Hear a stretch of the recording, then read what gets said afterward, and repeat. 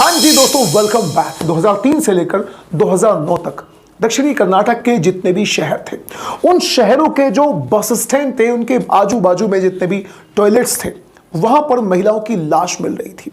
महिलाओं की लाश 1 2 3 नहीं बल्कि पूरी 20 महिलाओं की लाशें मिल चुकी थी। जितनी भी महिलाएं हुआ करती थी, उनके शरीर पर महंगी साड़ियां थी, लेकिन किसी भी महिला के अंग पर कोई भी गहना नहीं था। पुलिस को शुरुआती जांच में सीधा सीधा लग जाया करता था कि जो मामला है ये कहीं ना कहीं लूटपाट का मामला है। लूटपाट करने के बाद लोगों ने इन औरतों को टॉयलेट में मारकर डाल दिया। लेकिन दोस्तों, आखिर ये व्यक्ति कौन है?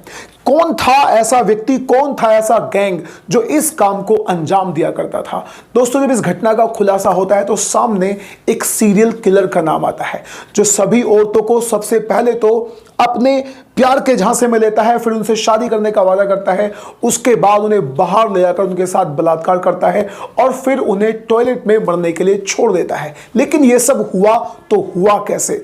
वो अपने इस सारे कारनामे को अंजाम कैसे देता था? आज की इस वीडियो में मैं आप लोगों से यही बात करने वाला हूं। तो आगे बढ़ने से पहले आप चैनल को सब्सक्राइब करना बिल्कुल भी ना भूलें। तो दोस्तों, दक्षिणी कर्नाटक में एक गांव है और उस गांव का नाम है बटवाल।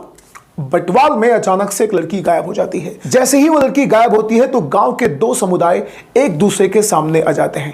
यानी एक समुदाय हिंदू होता है और एक समुदाय मुस्लिम होता है। गांव में हिंदू मुस्लिम हो जाती है क्योंकि इस मामले को लव जिहाद का मामला समझ लिया जाता है। लेकिन दोस्तों, गांव के कुछ बुजुर्ग लोग शाम को इकट्ठा होते हैं और वो कहते हैं कि कम से कम इसकी थाने में जाकर रिपोर्ट तो दर्ज कराओ।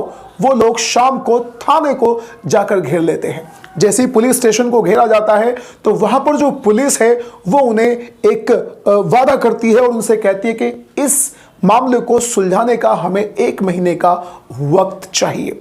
जी हाँ दोस्तों, कुछ ही दिन के बाद जो लड़की है उसकी डेड बॉडी मिल चुकी थी और लव जिहाद का मामला ये बिल्कुल भी नहीं था। पुलिस वालों ने इसको भी क्लियर कर लिया था क्योंकि जिस लड़के पर शक था वो लड़का वही गांव में ही रह रहा था। उसके बाद अब इस मामले को पुलिस के लिए सुलझाना बहुत ज्यादा जरूरी हो चुका है। अगर लव जिहाद नहीं है तो फिर असल में मामला है तो है क्या? अब यहां पर दोस्तों जो पुलिस है वो उस लड़की की कॉल डिटेल्स को निकालती है, जो लड़की मर गई थी, जिसके ऊपर लव जिहाद का मामला के शक लोगों ने किया था। जब उसकी कॉल डिटेल्स निकाली जाती है तो पता चलता है कि लास्ट टाइम उसकी बात एक लड़की से हुई थी। पुलिस उस लड़की के पास पहुंच जाती है, लेकिन जाकर पता चलता है कि वो लड़की तो खुद ही गायब है। वो लड़की गायब है और उसके घर वालों ने उसे ढूंढने की भरपूर कोशिश करी, लेकिन वो नहीं मिल पाई। फिर घर वाले भी चुपचाप घर में ही बैठ गए और दोस्तों वहां पर कनेक्शन फिर और दूसरा, यानी कड़ी दर कड़ी एक तीसरी लड़की से कनेक्शन निकाला जाता है। पुलिस वहां भी पहुंच जाती है। वो लड़की भी गायब थी। उसका फोन नंबर जब मांगा जाता है तो वो फोन नंबर असल में चल रहा था। पुलिस उस फोन नंबर पे कॉल करती है तो पता चलता है कि धनुष नाम का एक लड़का उस फोन पर, यानी उस फोन को चला रहा है। पुलिस धनुष को उठा लेती है। जब धनुष से बातचीत की जाती है तो धनुष बताता है कि जो मोबाइल है ये मेरे चाचा मोहन कुमार ने मुझे दिया है। अब दोस्तों, पुलिस सीधा सीधा मोहन कुमार के पास पहुंच जाती है। मोहन कुमार मैंगलोर के पास एक छोटा सा गांव डेलरकट्टा गांव में रहा करता था और वो अपनी तीसरी पत्नी के साथ रह रहा था। जब मोहन कुमार को पुलिस उठाती है और उससे इस केस के बारे में पूछा जाता है तो शुरू में तो वो पुलिस का पागल बनाने की पूरी कोशिश करता है। लेकिन दोस्तों, जब उससे सख्ती से पूछताछ की जाती है, उसके बाद जो वो चौंकाने वाला खुलासा करता है, उसे सुनने के बाद पुलिस खुद चौंक गई। और जब ये मामला हिंदुस्तान में छाया तो पूरी दुनिया, पूरा हिंदुस्तान इस मामले को सुनकर बहुत ज़्यादा परेशान, हैरान और दुखी हो गया था। क्योंकि दोस्तों मामला ही कुछ ऐसा है। वो बताता है कि वो सारे कत्ल, यानी 20 औरतों का कत्ल उसी ने करा है। लेकिन जब वो तरीका बताना शुरू करता है दोस्तों, तो पुलिस ने अपने दांतों तले उंगली दबा ली थी। वो बताता है कि वो एक ऐसी लड़की को टारगेट किया करता था जिसकी उम्र 25 से लेकर 30 साल तक की हो और उसकी शादी ना हुई हो, और उसकी शादी के पीछे मजबूरी दहेज ही होना था। यानी एक ऐसी लड़की जिसकी शादी इसलिए नहीं हो पाई कि उसके माँ बाप उसकी शादी में बहुत ज़्यादा दहेज नहीं दे पाए। वो उन लड़कियों को टारगेट किया करता था और उन्हें पटाने की भरपूर कोशिश किया करता था। जैसे ही वो लड़की उसकी बातों में आती थी फिर वो उन्हें प्रपोज कर दिया करता था और लड़की को इतना विश्वास में लिया करता था कि जो भी सरनेम लड़की का होता था वो अपना उस लड़की को वही सरनेम बताया करता था।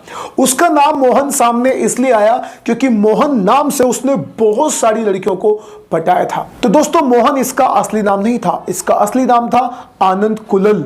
लड़की को पटाने के बाद, कॉन्फिडेंस में लेने के बाद पूरी कोशिश किया करता था कि अब इस लड़की को मुझ पर पूरा पूरा विश्वास हो जाए। और दोस्तों जैसे ही लड़कियों को उसके ऊपर विश्वास हो जाया करता था, जैसे लड़कियां उस पर विश्वास करने लग जाती थी, फिर एक दिन वो उनसे बोला करता था कि अब हमें शादी कर लेनी चाहिए, लेकिन हमें शादी भाग कर ही करनी पड़ेगी और तुम कुछ नए कपड़े और कुछ गहनों का इंतजाम कर लो और हम भागने वाले हैं और शादी करने वाले हैं। दोस्तों यहां पर जैसे ही लड़की उसकी बातों में आती थी, वो तैयार हो जाता था और लड़की को दूसरे शहर लेकर एक सस्ते लॉज में जाकर रुक जाया करता था और वो उनसे कहता था कि अब हमें सेक्सुअल रिलेशनशिप बना लेना चाहिए, यानी आपस में एक दूसरे के साथ संबंध बना लेना चाहिए। इस पर जब लड़की उससे मना करती थी तो वो कहता था कि क्या तुम्हें मेरे ऊपर विश्वास नहीं है, अब तो बहुत जल्दी हमारी शादी होने वाली है। फिर दोस्तों लड़कियां उसके इस इमोशनल ब्लैकमेलिंग में आ जाया करती थी।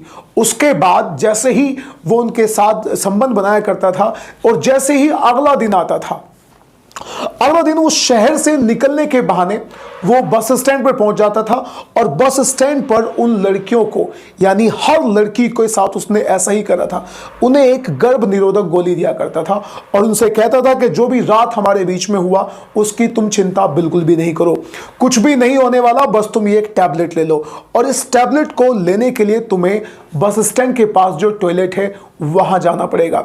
जब लड़की पूछती थी कि मुझे टॉयलेट जाने की क्या जरूरत है, तो वो उनसे सीधा सीधा बोलता था कि हो सकता है कि इस टैबलेट को लेने के बाद तुम्हारे साथ कुछ प्राइवेट प्रॉब्लम हो जाए, हो सकता है कि उसका इंडिकेशन पीरियड्स की तरफ रहा होगा। उसके बाद वो लड़की टॉयलेट में जाती है, उस गोली को खा लिया करती थी और वो लड़की वहां से कभी वापस नहीं आया करती थी। वो काफी समय तक टॉयलेट के पास ही खड़ा रहता था, लेकिन जब वहां पर भीड़ लग जाया करती थी उस लड़की को देखने के लिए, फिर वो धीरे धीरे वहां से गहने लेकर खिसक जाया करता था। अब दोस्तों यहां पर पॉइंट ये है कि असल में गर्भ निरोधक गोली को खाने के बाद लड़की की मौत कैसे होती थी। असल में वो इस गोली में साइनाइड मिला कर दिया करता था। साइनाइड एक ऐसा जहर होता है जिसे जीभ पर रखते ही इंसान की मौत हो जाती है। इंसान को उसके टेस्ट के बारे में भी पता नहीं चल पाता।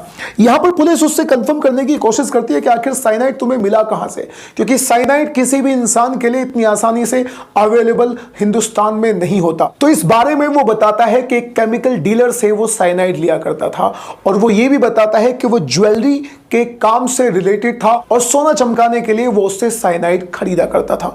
दोस्तों ये सब सुनने के बाद पुलिस बहुत ज्यादा चौंक जाती है।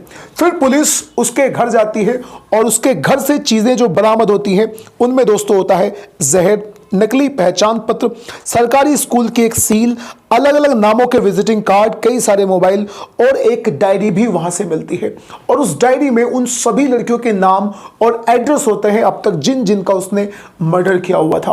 और उसमें कुछ नाम लाल पेंसिल से भी लिखे हुए थे और उन लाल पेंसिल से लिखे हुए नामों के बारे में वो बताता है कि ये सारे वो नाम हैं जिनको मैं अपने झांसे में नहीं ले पाया। पुलिस को कहीं ना कहीं शक ये होता है कि शायद उनके बाद, यानी कुछ समय के बाद में, वो उन लोगों के साथ भी कुछ ना कुछ गलत जरूर करता। यहां पर दोस्तों ये व्यक्ति लड़कियों को विश्वास में लेने के लिए उनसे यह भी कहा करता था कि वो एक सरकारी स्कूल में टीचर भी है। फिर लड़कियां उसके विश्वास में बहुत ज्यादा आ जाया करती थी। ये जो सीरियल किलर था, ये इतना शातिर सीरियल किलर था, इतना इंटेलिजेंट था कि इसने अपना केस भी अपने आप ही लड़ा।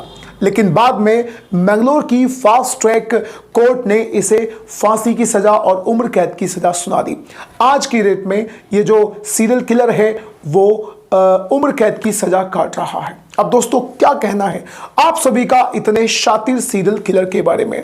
क्या पुलिस को बहुत ज्यादा अलर्ट होना चाहिए था या फिर इस व्यक्ति को कैसे शुरुआत में ही पकड़ा जा सकता था?